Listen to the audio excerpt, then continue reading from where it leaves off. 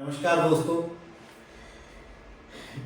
मेरे social security code के first episode में मैंने आपको बताया था भी ये 9 different acts, employees compensation act, ESI act, EPF act, employment exchange act, maternity benefit act, payment of gratuity act, senior workers welfare fund act, building and other construction workers welfare cess act and the unorganised workers social security act 2008 के बारे में मैंने बताया था भी this code is combination of 9 different acts. Now उन 9 acts में जो 9 एक्ट हैं उसमें क्या नए फीचर्स हैं, क्या नई डेफिनेशंस हैं, I explain in my earlier episode.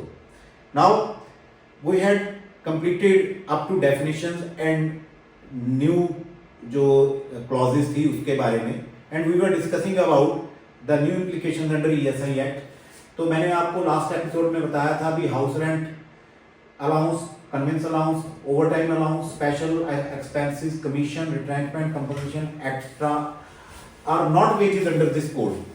Basically ये पहले हम जब ईएसआई की कोई सर्वे होती थी या ईएसआई की डिडक्शन होती थी या वेरियस सर्कुलर्स थे, हाउस रेंट अलाउंस को भी वो वेजेस में मिलाते थे, कन्वेंस अलाउंस को बाहर रखा था, वेरियस अलाउंस को if not paid after the interval of 2 months तो उसको भी वेजेस में शामिल कर लिया गया था।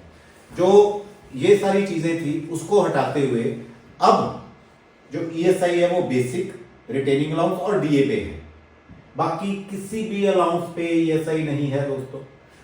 सिमिलर विद ईपीएफ, अगर हमारी बेसिक वेजेस ही 15,000 से ऊपर है तभी हम पीएफ से बाहर जा पाएंगे, और अगर हमारी basic wages plus retaining allowance plus DA 21,000 से ऊपर है तभी हम ईएसआई से बाहर जा पाएंगे।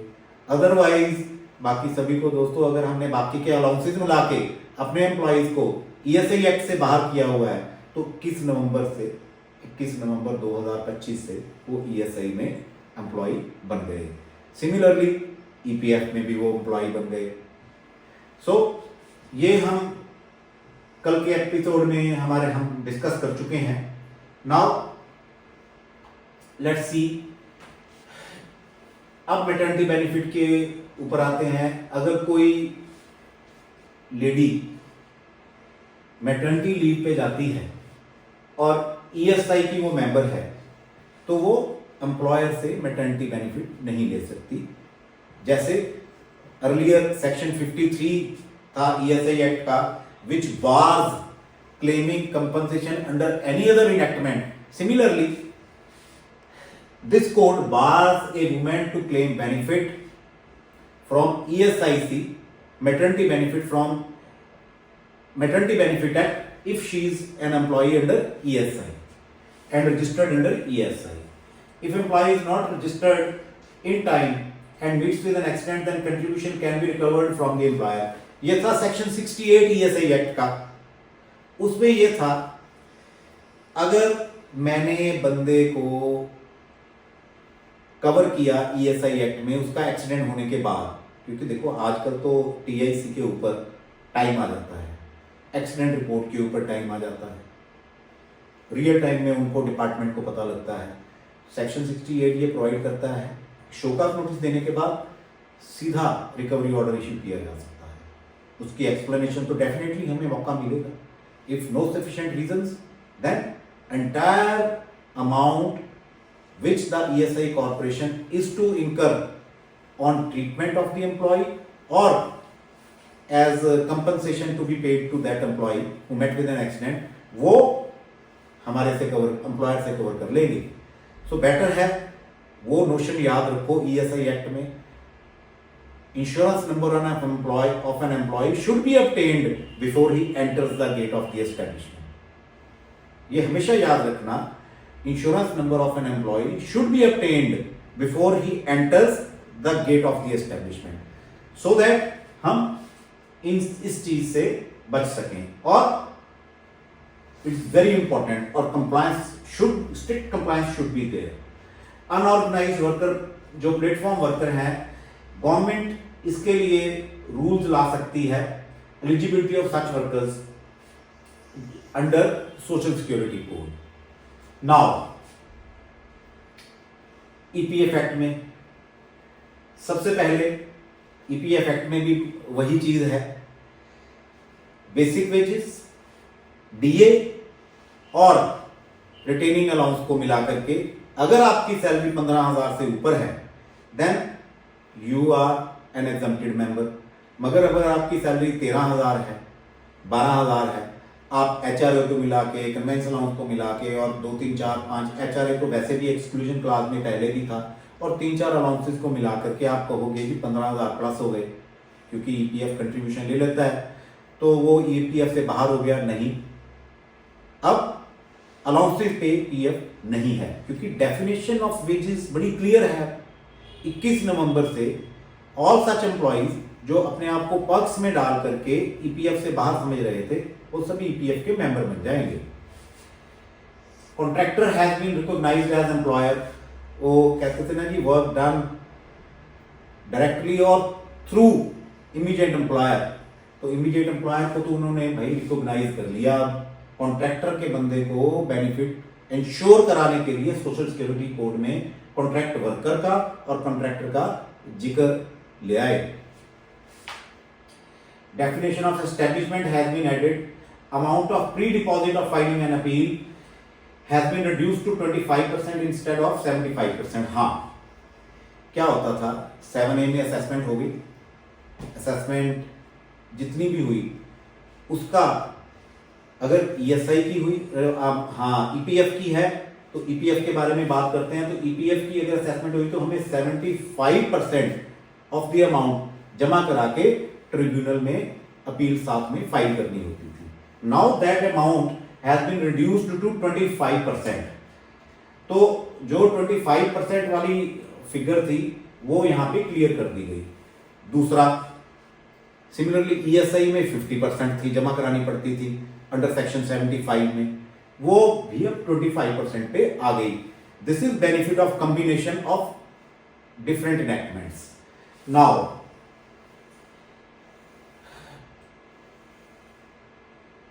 जो ये है हमारे 5 हेड्स में हम ईपीएफ जमा कराते थे। अकाउंट नंबर 1 जिसमें 12% एम्प्लॉय शेयर होता था, account number 2 which was administrative charges, account number 10 which was pension fund plus 3.67% जो एम्प्लॉयर शेयर था वो भी अकाउंट नंबर 1 में जमा हो जाता था, और 21 इंश्योरेंस फंड था, 22 admin charges on insurance fund.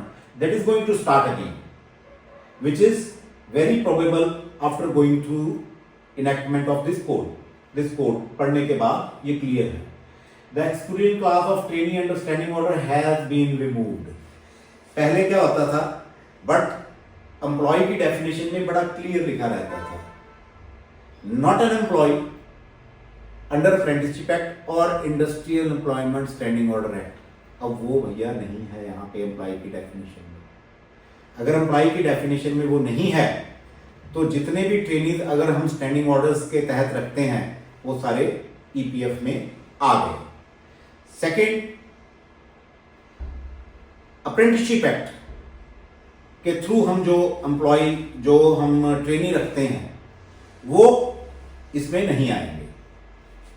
Now हाँ, नेक्स्ट जड़ा हुन हैगा वो हैगा अपना पेमेंट ऑफ ग्रेच्युटी एक्ट। ਹੁਣ पेमेंट ऑफ ग्रेच्युटी एक्ट के बारे बड़ी भ्रांति है जी, सबको ये है भी ग्रेच्युटी तो फिक्स टर्म एम्प्लॉय, ग्रेच्युटी 1 साल बाद हो गई, फिक्स टर्म एम्प्लॉय कौन है, ये 5 साल के बाद नहीं, अब तो 1 साल की सर्विस के बाद ही मिलेगी। नो, ग्रेच्युटी दोस्तों अभी भी 5 साल के बाद ही एंटाइटलमेंट है। Section 4 is again very clear, if an employee works for 5 years and renders 5 years continuous service, he will be entitled to gratuity। But यहां जो बदलाव आया है वो आया है फिक्स्ड टर्म एम्प्लॉय में। ये 2018 में लॉ बना था भाई, नया नोटिफिकेशन आया था भी फिक्स्ड टर्म एम्प्लॉय जो होगा he will be entitled for all the benefits proportionately at par with other employees। मगर उसको प्रॉपरली फॉलो नहीं किया गया और गवर्नमेंट को क्लैरिफाई करना पड़ा भी फिक्स्ड टर्म एम्प्लॉय को ग्रेचुटी पूरी मिलेगी प्रोपोर्शनेटली। अगर उसकी 1 साल की सर्विस है, 1 साल का कॉन्ट्रैक्ट है, तो 1 साल की सर्विस के बाद उसको ग्रेचुटी मिलेगी। मगर जो रेगुलर एम्प्लॉइज हैं दोस्तों, उनको तो ग्रेचुटी 5 साल के बाद ही है। He will have to complete 5 years continuous service to establish his entitlement for gratuity. 1 साल के बाद अगर कोई नौकरी छोड़ के जाता है तो उसके लिए ग्रेचुटी नहीं है, बट 5 साल की सर्विस के बाद ही है। Definition of competent authority has been added. Competent authority की डेफिनेशन पहले कंट्रोलिंग अथॉरिटी थी, अब कंपिटेंट अथॉरिटी आ गई। Fixed term employee will be entitled for gratuity under section 53। यही मैं आपको बता रहा था। फिक्स्ड टर्म एम्प्लॉइज जो है वो ग्रेचुटी के लिए एलिजिबल हो गए 1 साल की सर्विस के बाद, not regular employee. Regular employee के लिए तो 5 साल ही है। अब controlling authority is competent authority. Competent authority may be appointed more than one and work may be distributed.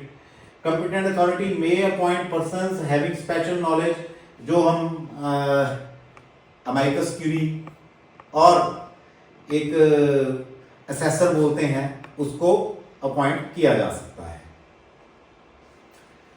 Now we will see maternity benefit act में क्या चेंजेस हैं। ड्रास्टिक चेंजेस हैं दोस्तों। यहां पे ड्रास्टिक चेंजेस कैसे हैं? जो कमिश्निंग मदर है उसका नाम यहां पे डेफिनेशन में ऐड कर दिया गया। अब पहले क्या था, यहां पे कोई रिस्ट्रिक्शन नहीं थी। जो भी मैटरनिटी बेनिफिट एक्ट में जो हम मैटरनिटी लीव थी वो 26 वीक्स की थी। अब उसको बदल करके from the 3rd child onward ये जो मैटरनिटी लीव है ये 12 हफ्ते की रह गई, 12 वीक्स की रह गई, जो पहले 26 वीक्स की ही हुआ करती थी। नाउ अगर कोई वुमेन वर्कर किसी बच्चे को अडॉप्ट करती है, she would be entitled to maternity benefit for 12 weeks. ये clauses earlier maternity benefit act में नहीं थी। The age of child should be less than 3 months। Now ये जो नई चीजें हैं ये मैटरनिटी बेनिफिट एक्ट में ऐड कर देगी।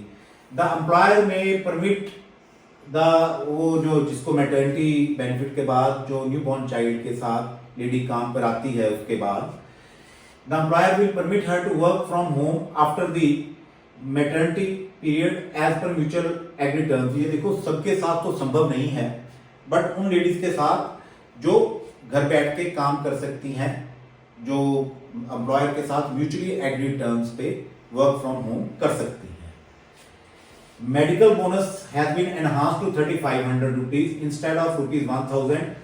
ये मेडिकल बोनस क्या है जी? मेडिकल बोनस है एम्प्लॉयर ने medical expenses to some extent bear करने होते हैं। अगर एम्प्लॉयर ने मेडिकल एक्सपेंसेस बियर करे हैं, then the women is not entitled to medical bonus. जो उसने नहीं करे हैं, then she will be entitled to medical bonus. आगे section 67 has been added where 50 और मोर एम्प्लॉइज आर वर्किंग। उसमें क्रच का प्रोविजन देना मस्ट कर दिया गया।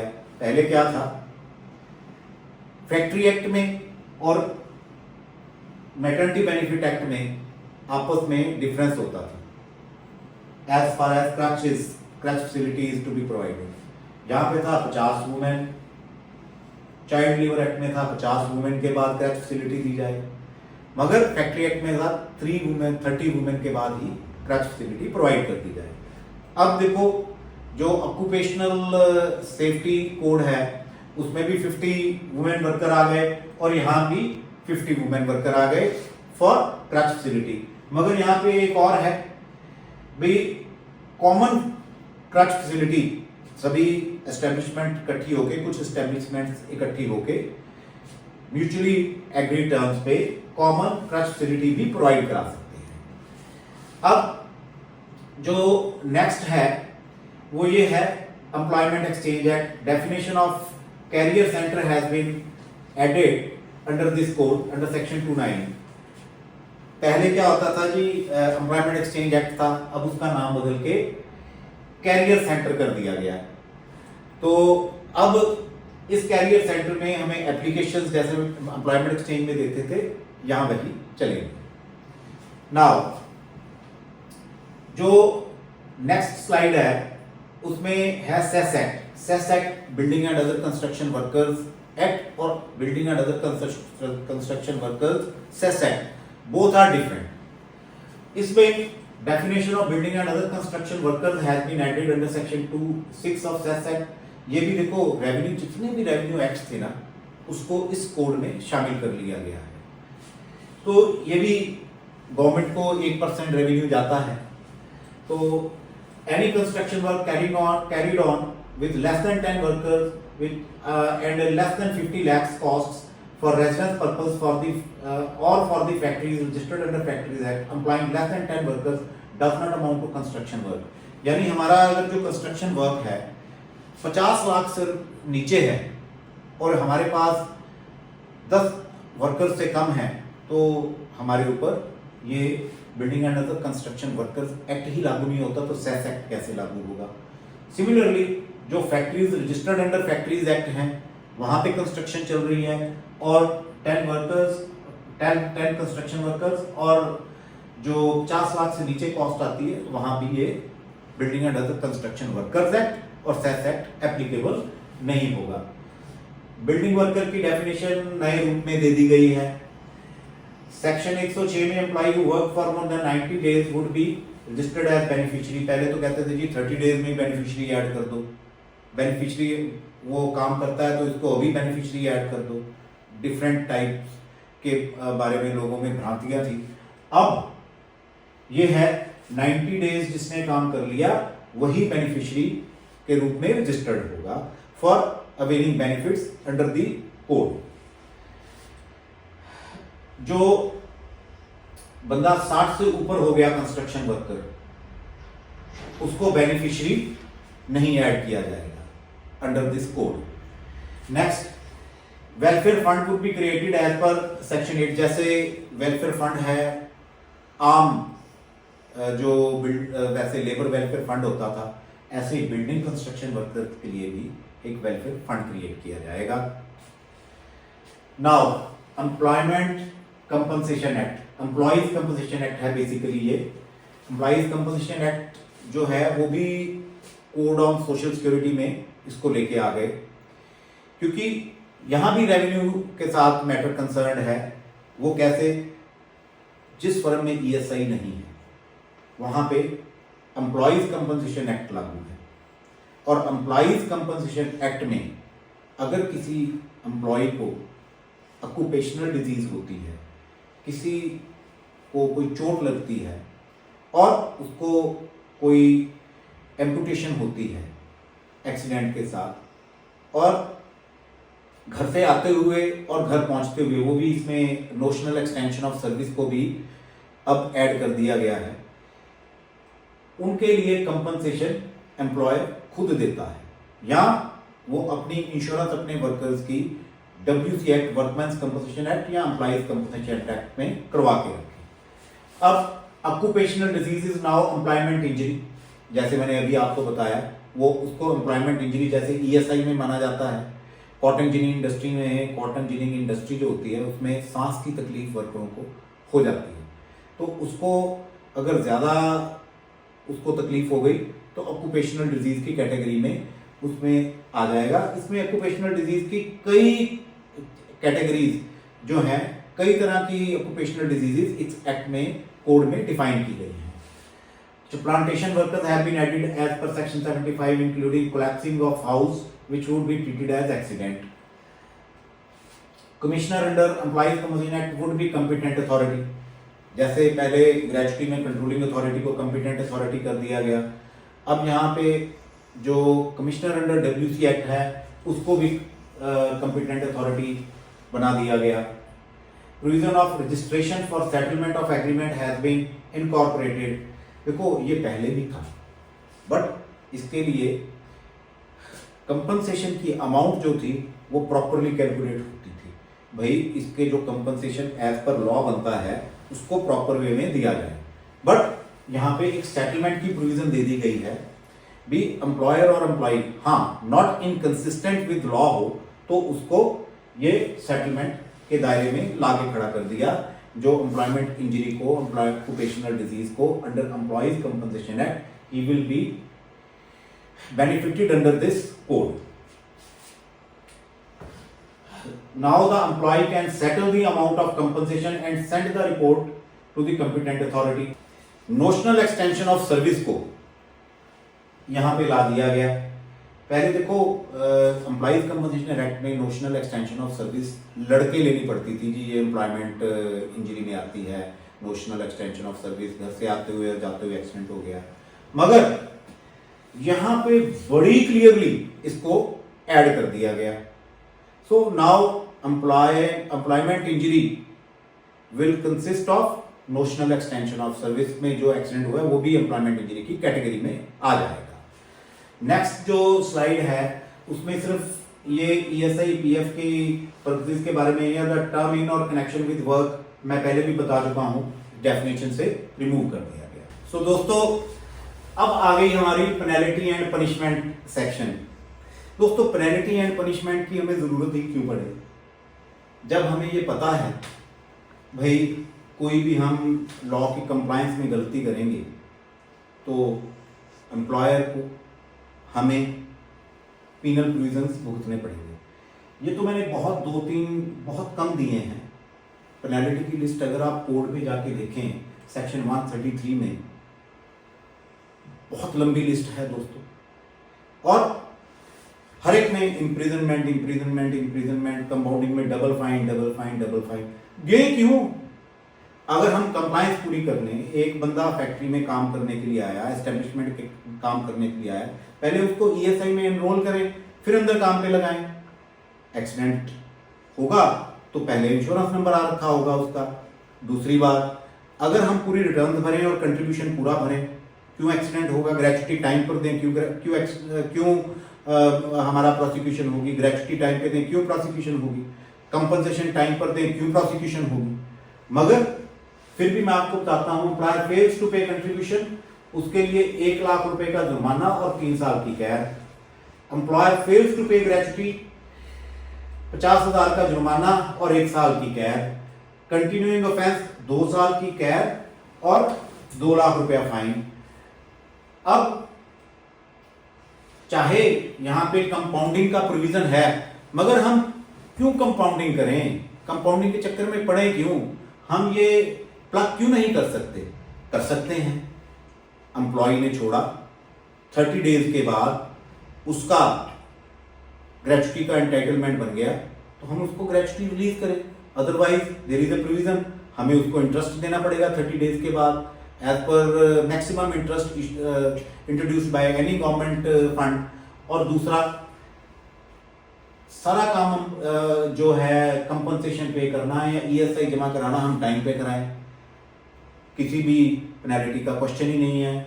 चाहे कंपाउंडिंग हो गई, कंपाउंडिंग का प्रोविजन है सेक्शन 138 में भी, हम एप्लीकेशन देके अपनी पेनल्टी को कंपाउंड करा सकते हैं। मगर क्यों कराएं दोस्तों? उसके लिए भी तो हमें 50% फाइन भरना पड़ेगा। ग्रेच्युटी के लिए 25,000 मिनिमम, इसके लिए 50,000 मिनिमम, और बाकी ऑफेंसेस की लिस्ट तो बहुत लंबी है जो मैंने नहीं लिखी। उसका कारण है पेनल्टी को डिस्क्राइब करना ही गलत है, हम पेनल्टी करेंगे ही नहीं। हम कोई गलती करेंगे ही नहीं तो पेनल्टी का क्वेश्चन ही पैदा नहीं होता, सवाल ही पैदा नहीं होता। ये जो मैंने आपको बताया है इस कोड के बारे में, सोशल सिक्योरिटी कोड के बारे में, ये डैमेजिंग नहीं है। इस नए कोड में एम्प्लॉयर के लिए और एम्प्लॉय के लिए, दोनों के लिए ही बेनिफिट है। मेरे हिसाब से जो प्रोविडेंट फंड कंट्रीब्यूशन है वो घटेगा,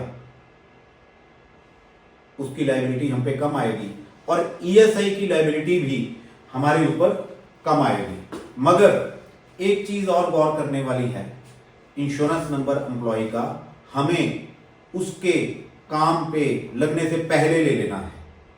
अदरवाइज अगर उसका एक्सीडेंट हो गया दोस्तों, सारी पेनल्टी हमें, सारा उसका खर्चा हमें ही देना पड़ेगा, पूरा कंपनसेशन हमें देना पड़ेगा, उसके प्रोसिक्यूशन अलग से। So thank you very much. I will come for next episode with the new code. Thank you.